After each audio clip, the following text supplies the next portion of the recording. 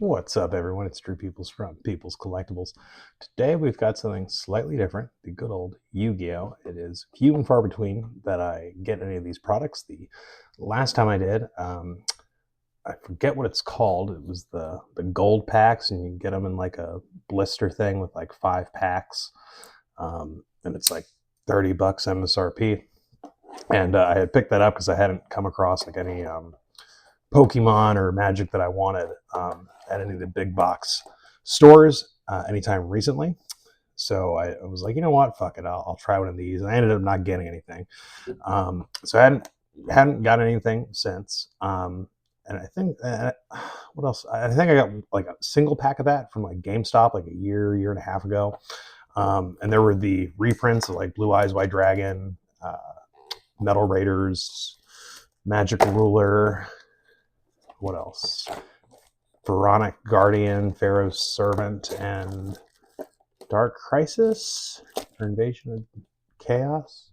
Is that what it is? I don't know. Whatever it was, the quarter century like collection thing. I bought a few of those. That was fun. But outside of that, I'm not typically, rushing at Yu-Gi-Oh! Because one, I don't play the game, and two, I don't really collect the cards anymore. This was my first introduction to a TCG that I played, really. Pokemon I collected back in the day, and I think I tried playing it like once outside of like on Game Boy or something. But Yu-Gi-Oh was the one. Like I would go to my local card store like every other weekend, sometimes every weekend at some point there to play the tournament. So I was very fond of playing this game for the first couple years of its existence. Like I think I got into it like when Metal Raiders was first released out here in the West. So the fact that this is a retro pack and we have Gaia, the Fierce Knight, and Archfiend of Despair, I want to say. I think that's his name. I do remember like he's like 2200 attack or something. When he dies, he becomes I was about to say enchantment. It's not actually an enchantment, but what is it? He like comes back. Oh, an equipment is what it is. Comes back as an equipment that you attach on your opponent's Pokemon, and it your opponent's Pokemon. My God, your opponent's monster and gives it like minus 500 attack. So, all right. What does my phone say? Storage low. Oh, okay. Oops. Oopsie poopsie. Well, I guess we're gonna have to get through this quickly. All right, pack one. We'll see how many of these cards I remember. All right, Pharaoh's Servant, right? Gravekeeper's deck. I used to have one of those. That was a good time. That was a good time. Gillosaurus, originally a rare from Magic Ruler, Spell Ruler, whatever you want to call it. You can special summon this card from your hand. If you do, your opponent gets special summon one monster from their hand, from their graveyard. So yeah, this guy was really good if you could get him down turn one before your opponent has anything in their graveyard, and then sack him for like a summon skull or something. Guardian Sphinx, Pharaonic Guardian, I want to say, and he was just like a regular ass common. Spear Dragon, I remember him from is it Pharaoh's Servant? No, which one was Gemini Elf from?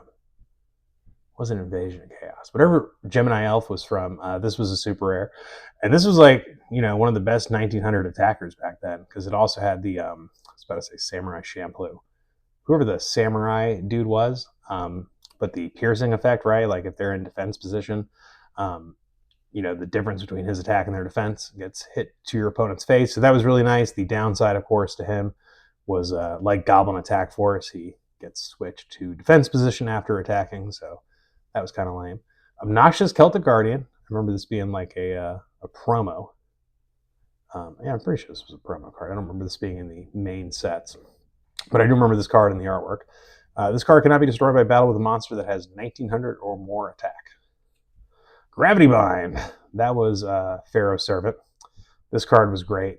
Any kind of like mid-range or control deck that you're not trying to kill your opponent with your monsters, but you're trying to get over the top of their head with stuff like Ring of Destruction, Magic Cylinder, that kind of stuff.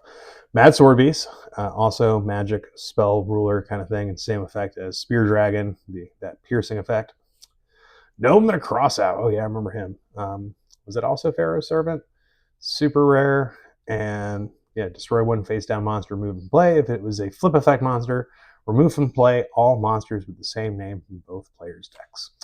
And Melkid, the 4-face beast, I think, from the same set, and just a regular ass common. Okay, so that was a little weird. Just a regular rare. Oh, and I forgot to add the point that one of the things that stood out to me, two main reasons that I got this outside of their retro packs, so like why not? It did have the Konami shrink wrap around it, which I found that to be interesting. Can't say I've seen that on Yu-Gi-Oh products at like big box retailers before. So I mean, it literally looked like just like a mini little booster box, right? And it was under $20. So I was like, yeah, I mean, why not, man? Like crack 4 packs, walk down memory lane, like maybe pull something spicy. But even if I don't, like it sounds like a good time with the potential upside of like, you know, getting something gnarly and crazy, and it's not a major investment or anything. So, you know, why not have fun with it? But I will say, now expectations are a lot different after those gold packs where like literally everything was shiny, and now it's like, all right, this is what packs were like back in the day, where it's a bunch of commons and you get like a rare. But of course, like I mean, these are commons that were rares or super rares. Same thing with the spirit messages. Remember the barrel behind the door? That was a super rare from Pharaoh's Servant, or no, I think Pharaonic Guardian. And yeah, this card was great with Ring of Destruction, right? One of my favorite combos. You got Lava Golem, so you sacrifice your opponent's 2 best monsters, give them the Lava Golem. Beginning of their turn, they take 1,000 damage, and before they can swing in for 3,000, you Ring of Destruction. You both take 3,000. Oh, what's that? Got a barrel behind the door. No, you take that 3,000 too. So just 7,000 damage out of fucking nowhere. And Dark Room and Nightmare was the card that went with Barrel Behind the Door. Also super rare. I believe same set, right? Either Pharaoh's Servant or Pharaonic Guardian. Can't remember which. But each time your opponent takes damage from a card's effect, except Dark Room and Nightmare, inflict 300 damage to your opponent. So having stuff like that to then, you know, tack on additional damage, and then like Just Desserts, Ceasefire, that kind of thing. All right, another Spear Dragon. All right. Gamma, the Magnet Warrior. Remember these promos from I think the Game Boy Advance game. 4-starred Ladybug of Doom. That was definitely Pharaoh's Servant, just a regular ass common. Mask of Restrict. Yeah. Was that? I can't remember if that was Pharaoh's Servant or Pharaonic Guardian. I think Pharaoh's Servant. Like I said, I always get those two confused. I remember Pharaoh's Servant was like the 4th set, and then Pharaonic Guardian was like a few sets after that. But yeah, this was an ultra rare back in the day. And it's not an amazing card. Monsters cannot be tributed, right? Continuous trap card. But I love the art and everything. And I remember pulling the ultra rare version of this and being like, oh my God, man, that's so fucking cool. That is so fucking cool. Light Force Sword. I remember playing this card back in the day too. Select one random card from your opponent's hand and remove it from play face down during your opponent's 4th standby phase. After this card's activation, return that card to their hands. Just a nice little disruption. Not really. I mean, now looking back at this card, it's like, I mean, that's really not that good, right? It's kind of like a 1-for-1 kind of thing. Whereas Delinquent Duo, like a 2-for-1, like that was fucking insane. And Torrential Tribute, all right, and this was also an ultra rare from Pharaoh's Servant. Activate only when a monster is summoned. Destroy all monsters on the field. Yeah, this card used to be so badass. And there was, what's the hate bearer card for this, where it's like, you know, basically if your opponent plays Torrential Tribute, instead of all monsters being destroyed, it's just their monsters. And I know there's one that does that for Black Hole too. Let's just check real quick. All right, so actually no rares, but like I said, there were multiple cards there that back in the day they were ultra rares. So it depends on how you want to look at it.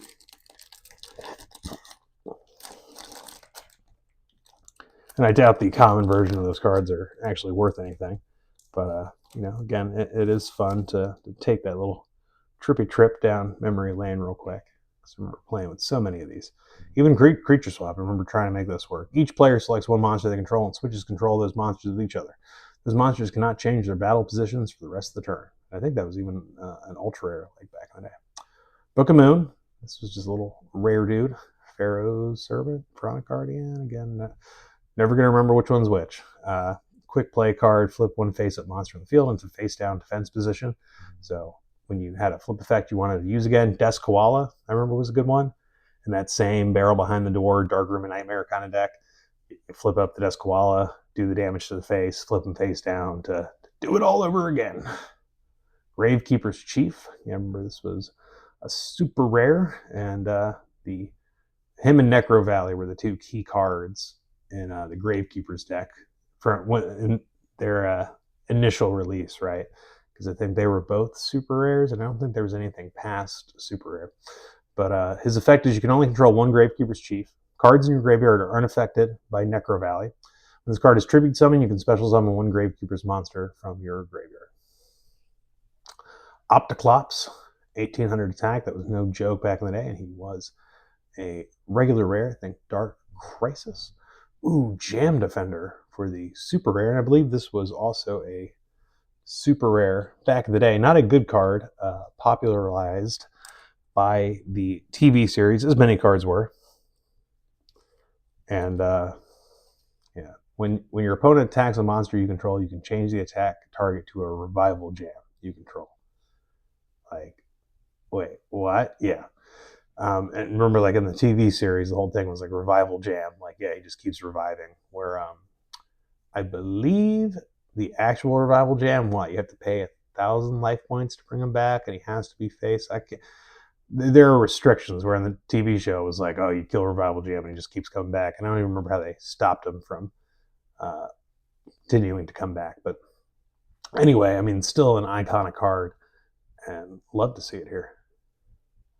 And I mean, it does make it more exciting now seeing a holo card, after going through 3 packs and only seeing like a regular rare. It's like, oh, wow, this is really cool. Whereas like those gold packs where like everything was shiny, I could have gotten 3 different Jam Defenders of different rarities. And I think that Magic took from Yu-Gi-Oh, I guess, and having too many fucking rarities of the same damn card in the same set. Like, come on, man. Like, some of the treatments are really cool, like the Quarter Century Rare and the Prismatic Secret Rares and all that, but still. Activate only when Yumi is on the field. As long as Yumi remains face up in the field, you take no damage from attacking monsters. When Yumi is removed from the field, destroy this card. Okay. Dust Tornado. That was a great card back in the day. Similar to Mystical Space Typhoon.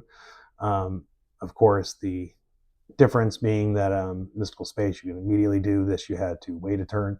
And you can then set 1 spell or trap card from your hand. I forgot about that extra text there. I think I rarely use that ability. I think I basically just used it as a Mystical Space Typhoon. Thousand Eye Idol. You need him for the Thousand Eyes Restrict. And Parasite Parasite. Originally a super rare from Spell Ruler, Magic Ruler, whatever you fancy to call it. And I remember trying to make this guy work too, and it was like, wait. And I believe, did Weevil play him? Which I'm going to assume because he's an insect, but I'm pretty sure he was used in the show. And of course, an effect completely fucking different from what it actually is. But he's a 2-star insect, 500 attack, 300 defense, flip effect. Put this card face up in your opponent's deck and shuffle it. When your opponent draws this card, it is special summoned to their side of the field in face-up defense position and inflicts 1,000 damage to them. Then, while this card is face-up in the field, all monsters your opponents control become insect-type monsters. So, yeah, like reading that now, even back then, like I knew it wasn't good, but it was one of those things like you saw it on the show or something, or it was the super rare you pulled out of your packs. You're like, oh, I want to try to make it work, man. And yeah, it's fucking terrible. And also, how do you determine, like, if it's face up in your opponent's deck, how are you fairly going to shuffle to make sure where this is? Like, even if you have a judge do it, like, at the end of the day, he's obviously not going to be on the top of the deck. But if it's truly randomized, there would be a possibility that he could be on the top of the deck, right? So that always kind of confused me. But, it is what it is. All right, last pack. Let's see if we can get something spicy. I am happy about that Jam Defender. I think it's not even worth 25 cents, but, again, bringing back those fun memories back in the day. And just the fact that it's shiny, I'm like, shiny. Okay, we got another of the letters. Of course, it spells out final, the Destiny board combo there, which was like Exodia, but with spell and trap cards. And obviously not as good as Exodia, and Exodia itself also not good. Book of Taiyao, I think this was a common. Flip one face down monster in the field into face up attack position. Bazoo the Soul Eater. Yeah, this guy was a super rare from Dark Crisis. And I remember him. He was a badass. 4-star, 1600 attack, 900 defense. Beast. Once per turn, you can remove from play up to 3 monster cards from your graveyard. This card gains 300 attack for each card removed until the end of your opponent's next turn.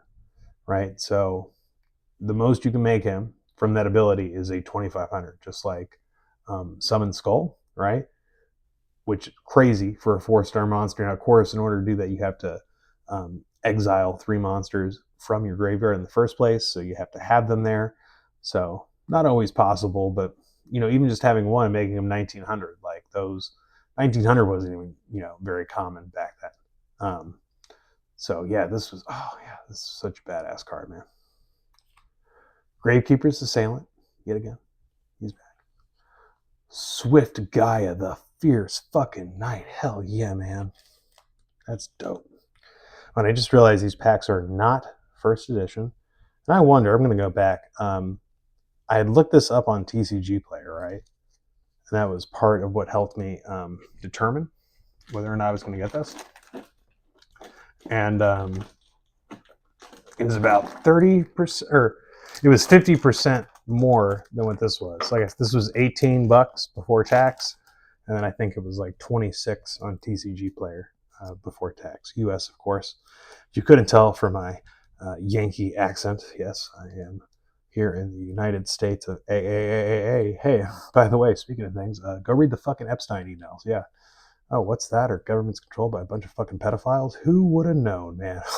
Who would have known? No one could have guessed it. No one questions the Spanish Inquisition. All right.